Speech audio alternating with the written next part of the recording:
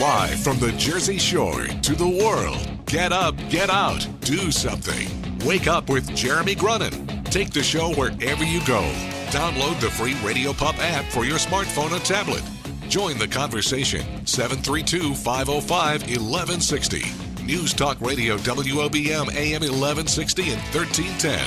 Listen online at WOBMAM.com. Hey, welcome back. Wake up with Jeremy Grunin. 7:08 Thursday, September 8th, 67 degrees, getting up to 90 today. WOBMAM 1160 and 1310 News Talk Radio. Streaming live on the Radio Pup app and WOBMAM.com. 732-505-1160 to join the conversation.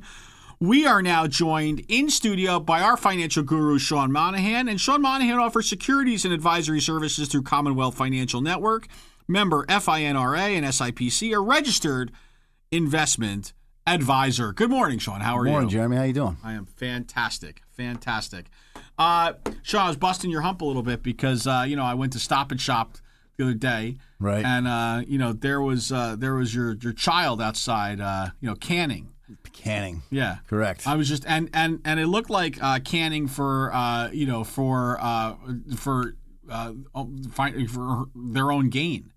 Right. School supplies? Yeah. Yeah. It's that time of year. We got to get the school supplies. It was like for the Monohan should have been family. canning outside of Staples. Yeah. That would have been a good idea, actually. Yeah. Monday and Tuesday. Yeah. Or Tuesday and Wednesday. Yeah. Actually, no. I think it was a Tom's River Football Club soccer thing. Yeah. We had the soccer team out there. Yeah. It's the season, man. Soccer's heading up. School's heading up. We're all cylinders cooking right now. I actually consider going to different supermarkets based on, like, I know that Stop and Shop's a heavy canning spot, so I consider going somewhere else because I know I can got to save tell you, money. a couple weeks ago, before I was going to LBI, I stopped down at the German Butcher. You ever go down there on Lacey? No. Oh, no. Big miss. You should go there. That place is great. But it's some cheerleading team or something. They were knocking it dead. Yeah. I mean, there was the places lining out the door. It's big in Dairy Queen.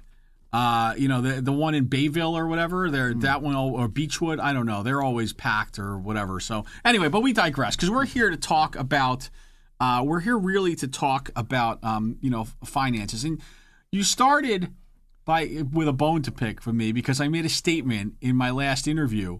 Right. Where somebody was listening. Yeah, I got it. I heard it. Yeah, right? you saw 6 a.m. hour. I was told. I told our guest, Michelle Sakurka, that we had a rule that you don't take financial advice, and I misstated it. I'm going to fix it in a second. We don't take financial advice from a stockbroker, right? Because that's what your dad always told you. Because why are they not all rich, right? Like why are you taking advice from them? And I want to clarify that by saying we don't take stock tips, right? Financial advice is important. Stock tips different. Why don't you explain the difference there? Well, I did. I heard that comment, and I first of all, I hear all sorts of criticisms about our industry and so forth, so I've got a relatively thick skin. But since I was seeing you 20 minutes later, I figured I'd bring it up. But, I think there is a role for what we do, and I think there's a difference. I think the old school mentality, probably your father's age and my father's age, is that people in our industry were there to help you get rich, help you create wealth. And there is a distinction between taking stock tips. I've got the one hot tip here versus sound, basic blocking and tackling financial investment advice, right? Which is what I spend my days doing and helping people navigate through. I think some of it's made more confusing than it should be, but there's a lot of different things on how to define risk and how to accept risk or how to allocate money. And what is risky, what isn't risky, things like the Social Security options that people are faced with. It's if you pick up a magazine today at Art Magazine or something, there's got to be 2 articles on Social Security distributions, another one on long-term care, and there's a lot of confusing and a lot of misinformation. So I think what I help people do is navigate through some of these questions and retain their wealth and grow it and be able to come up with strategies that'll help them do what they're trying to do. Right. So you're a financial navigator. Navigator, right. Is there such a thing? Is there such a thing as a financial navigator? Or can we how about? You know what? Maybe I'll change my title to a financial navigator because everybody's a financial consultant. You walk down the street, you bump into 4 of them, but now I'm a financial navigator. What do you think of that? I'm seeing about we're navigating the seas. I'm serious. Choppy It's like waters ahead. because I think navigator is a much, I think when people hear financial advisor, there's like the Pavlovian response, kind of like when you go shopping, right? And somebody says, "Can I help you?" And you right away say, "No, I'm just looking." Right. And then you're like, 4 seconds later, you're like, "Actually, I do need help with something." Exactly. But your first response always is, "No, I'm just looking," right? Because that's how you've been programmed. Right. Well, I think when some people hear financial advisor, they're like, Right. but financial navigator, that sounds like the hotness. Yeah, maybe there's something to that, Jeremy. Maybe I'll run it by my marketing department, which is essentially me, and try to figure out what I should do. Yeah. All right. Well, that's from me to you. It's all about repackaging. That's a why gift. we're here, Jeremy. It's right? a gift from me to you. So, yeah. But I do think there is a role for what we do, and I do absolutely. think it's there's and you got to think. I mean, heck, if I'm not adding value, what am I doing, right, with my days? I mean, but I do think that there's a lot of misinformation, a lot of confusion, and we help sort it out. And like I said, I think there's value to it, and I think we help people. Well, good. So we're talking about helping people. You were talking a little bit about how do people get started investing? So right, so they got nothing going on, right? There's no investments. What do they do? Yeah, so this came out of a conversation. I had 2 conversations this week where people asked me, well, how do you even get started? I got, in this case, it was a young cousin of mine, mid-20s, was a responsible guy, working hard, saving money, and then, he starts asking a bunch of questions. Another one was a neighbor just saying, I hear so many different things on how I should invest my money. Where do you even begin to have this conversation? Because I think if you turn on the TV, you can freak yourself out by getting, CNBC will just they focus on the minute by minute things, right? And they don't discuss the concepts on how people invest, the tools they should use, and I think there's a lot of resources out there. One thing that I always thought about doing was this. I give this book out. I gave it to Zach a few weeks ago. I don't think you didn't read it yet, right, Zach? Not yet. Still sitting on the same spot that it was 3 weeks ago when I gave it to you. Yeah, but that door has remained open the whole time. The doors remained open. Exactly. But this is a book, right? This is written by a guy literally on his deathbed, another financial advisor, spent 30 years in the business, and said, what are the things that if people should learn about to start with, right? Because there's so much misinformation. It's called The Investment Answer. It's a book I give it to all my new clients by a guy named Daniel Goldie and Gordon Murray. And I think it was Gordon Murray passed away soon after. Sorry. Yeah. It was right. It was actually, but this was his deathbed book. Like, look, what our industry, and it is. I do criticize our industry because we spend a lot of time. There's commercials on. There's a what's Fidelity have the line they have. You follow and there's this Schwab commercials always. I mean, Schwab. Your dad's comment was polite compared to Schwab commercials battering our industry and what they do. But this book really does. It breaks down the different types of advisors, different independent, fee only, brokerage models versus whatever, asset allocation, diversification. These are the sort of things that I would start a conversation with. You start with talking about risk, start with talking about asset allocation, diversification, what that means, what it doesn't mean. Right. It's not the hot stock tip. It works over time, but you're not gonna call me in a year and say thanks for having a diversified portfolio. That was great, appreciate it. No, listen, I'm all about diversity though, Sean. When we get back, I want to talk about National Life Insurance Awareness Month because I have some events planned that I'm going to have. I'm thinking of doing my big National Life Insurance Awareness cocktail party at my house, but we'll see. But we'll talk about that when we get back. Sean Monohan, our financial guru, and don't forget Sean spelled the right way, SEAN. That's back correct, after this. The Sean Hannity Show, this afternoon at 3. Wake Up with Jeremy Grunin returns next. News Talk Radio, WOBM AM 1160 and 1310. Hey, welcome back. Wake Up with Jeremy Grunin. It's wow, there's a lot of music going on. We're somewhere, we've decided now we're going to say it like this. We're somewhere in the 721 vicinity. Right, there's a plus minus here at Wake Up with Jeremy Grunin of 3 minutes. Just letting you know. So 5% plus minus. Right. Yeah, but I don't know how you do percentages of times. How do you? 3 minutes on 60. Right. 3 on 60. That's 5%. 5%. So Yeah. plus or minus 5%, right? Gotcha. The margin of error. That's good thinking. Yeah. We're a plus minus 3% margin of error. 5%. There was a weatherman, and you ever see the movie The Weatherman? He talks about there's a scene where he's a weatherman, and people says, "Well, what's our margin of error?" He goes, "If we're up or down 20 degrees." He goes, "Why do we bother doing the weather then? If we're, Because if you've ever seen it, it's a funny movie. But people would see this guy in the street and throw stuff at him because he's wrong about the weather all the time. People take the big gulps and just whale him. It's the worst job in the world. I mean, it's the best job in the world. It's the worst job in the world because the good part is there's no accountability for being wrong all the time. But the bad news is you're wrong all the time, and people think you're pretty much dumb. Right. But something that's not dumb is National Life Insurance Awareness Month. Right. So. First of all, explain this to me. How does life insurance have anything to do with financial planning? Well, it's a building block, sure. There's a couple different basic uses for life insurance, and it's a no-brainer for a lot of people in this country. And the way this day came about actually was 15 years ago. We got 9/11 coming up. Okay. And that's where, it's some sort of lobbyist group or whatever that came up with the packaging of this. But it is a great time to think about it because it was 15 years ago. Where a bunch of guys went into work one day and were murdered. So, and they were largely, I'm 46, I think you're a few years younger, but it was my demographic, guys with young kids, just doing what they do every day. Right. And so I think that this kind of grew out of that. And by the way, I can't even believe that was 15 years ago. I didn't think I'd live long enough to see a 15-year anniversary of that day, Right. And the nightmare that was. But there's a couple different layers to the onion. The basic level that most people need to look at is as an income replacement tool, right? You're a guy like me, 46 years old, you got 3 kids, you're going to work. Maybe your wife works, maybe she doesn't work, maybe you own a business.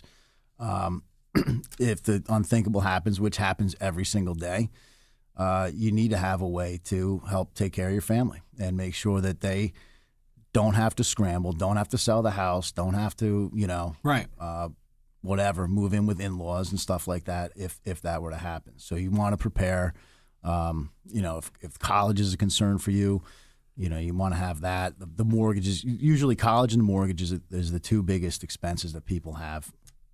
And you got to look at some percentage of replacing those. And the way I always look at it is, it's to be honest with you, it's unconscionable not to have life insurance. If you have a family, unless you're independently wealthy, and it absolutely does not matter, it's unconscionable to me. But right. I am also not a life insurance agent, which will tell you that you have to replace every nickel that you might earn over the next 40 years, right? There's guys out there that all they do is sell life insurance, and that is their premise. What I usually tell people is, friends of mine is, you want to have enough insurance to take care of your wife and kids, but you don't want to make your wife's second husband rich. That's true. That's true. So, but part of what you do though is you help people determine what that right level of insurance might be for them. Yeah, absolutely. And it's not, it's part of what I do. And I think that, whether you work with me, somebody else, if it's been on your to-do list, like along with this book on Zach's desk, yeah, you need to solve that. This is a good time to do it. It's like I said, to me, it's a basic, fundamental building block. Right. There's also some other, life insurance uses too, right? There's for business owners, right, that have illiquid assets, whether it's real estate or a business that can't just be liquidated. Especially if you have a business partner, using a buy-sell to create liquidity for either your family or your business partner to be able to help, buy the business, so that you don't have to just dismantle a business. We do a lot. I actually do a lot of that type of estate planning. And then there's always the wealth transfer. Your previous guest talked about the estate tax in New Jersey. There's also a federal threshold, which is much higher. But if you're above that, you're going to get walloped with estate taxes. And sometimes you can use permanent life insurance to help offset some of those taxes. Yeah, so right. Because if you're paying into a more expensive life insurance policy and you don't get taxed on life insurance, right. So that's the way to kind of put money aside and transfer wealth. Right.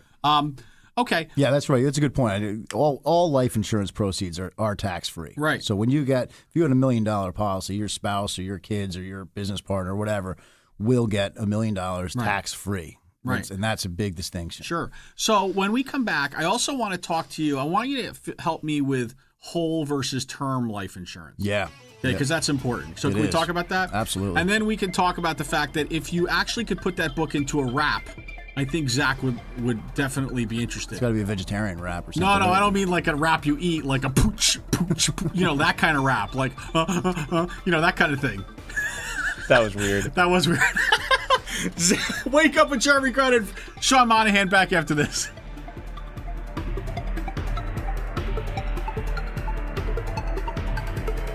Wake up with Jeremy Grunin. News Talk Radio WOBM AM 1160 and 1310. Live from the Bob Levy Broadcast Center overlooking the Toms River. It's time to get up, get out, do something. Wake up with Jeremy Grunin. Be a part of the show. 732-505-1160. News Talk Radio WOBM AM 1160 and 1310. Listen online at WOBMAM.com. Hey, welcome back. Wake up with Jeremy Grunin. 7:36 Thursday, September 8th, 67 degrees, getting up to 90 today. WOBM AM 1160 and 1310. News Talk Radio, streaming live on the Radio Pup app and WOBMAM.com. 732-505-1160 to join the conversation. We are joined in studio by our financial guru, Sean Monahan. And Sean, we were talking about National Life Insurance Awareness Month. And, it's funny. My wife, the other day, she bought a huge life insurance policy on me. And I asked her why. And she said, well, we're celebrating National Life Insurance Awareness Month. And I thought it was the right thing to do. Should I be concerned, Sean? Sleep with one eye open, Jeremy. Listen. Yeah, you don't want to. No, that's not a good excuse to go and buy. You should still be concerned if your spouse is buying a monstrous policy on you. Right. Yeah. Right. Okay. All right. I just wanted to make sure. Well, in all seriousness, though, we were talking about. I used to work for a second in my days of confusion. That almost sounded like dazed and confused, but it was my days of confusion. I worked for a second for Primerica. Okay. Right? You're familiar with Primerica, right? Which is buy term and invest the difference. Right. Right? And so although that's a pyramid scheme and it's a whatever it is, I think the sentiment on some level is that when your dad right. told you shouldn't listen to financial At that point, advisors? I wasn't listening to my dad very much. But what talk to me about term versus whole life. What am I doing here? So term insurance is the most common form of insurance, right? Where people, and it's the least expensive, and it is what it is. It's for a period of time, a term, if you will. So if you have an insurable need, let's say for 20 years, you got a child and he's going to be out of the house in 20 years. You want to make sure that if something happens between now and then, there's some coverage available. You would do that. It's not meant to be a permanent solution. Okay, so it's meant to cover, like a period of time, if you will. It's the least expensive.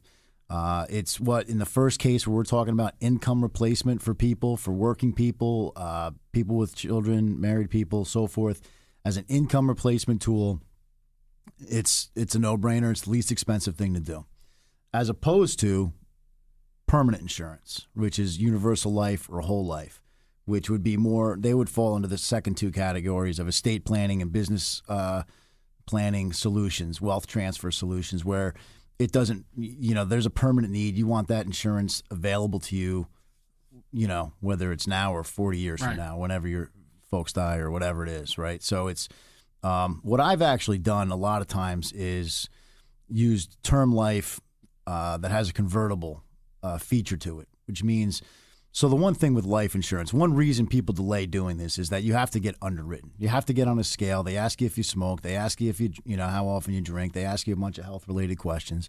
And people, there's a common mentality, I'm going to lose like 15 pounds before I do this life insurance application.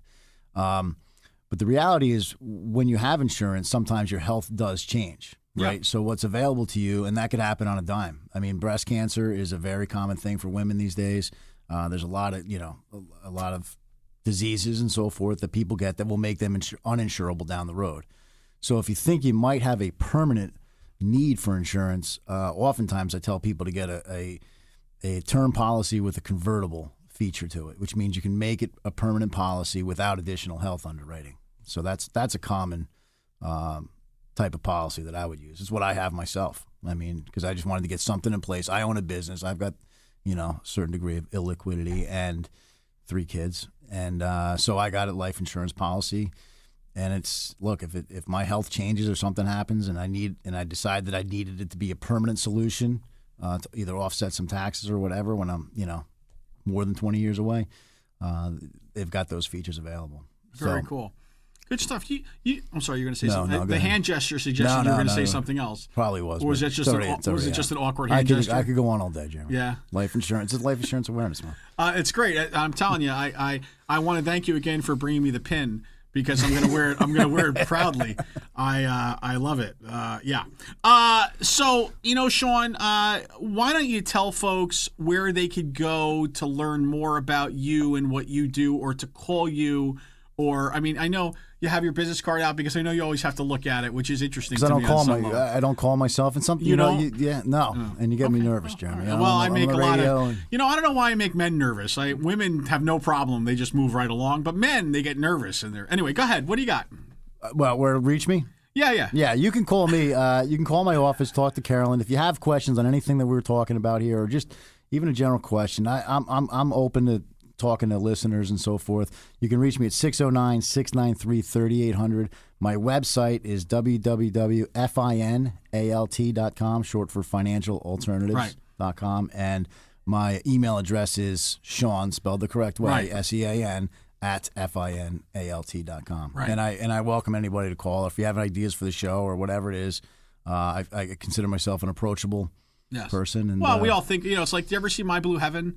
That movie, the Steve Martin movie with Steve Martin and Rick Moranis, and he's a gangster. Steve Martin is. It rings a bell, but I don't know if I. So there's a great line. There's a great line with I forget the female lead in that movie. Joan Cusack. Okay. Right. So Joan Cusack is dating Rick Moranis, and she says, "I'm funny. I have a very good sense of humor," and Rick Moranis says, "Everyone thinks they have a good sense of humor." I don't know where I was going with that, but you'll figure it out later. By the way, Zach, are you insulted, or do you think your dad's insulted by the fact that he spells Sean the incorrect way? I guess that's up for debate. You got nothing. We'll have to do that. Maybe we'll do that next time you're in. Sean Monohan, our financial guru, thank you for spending some time with us this morning. Have a great weekend, Jeremy. You too. Wake up with Jeremy Grunin back after this.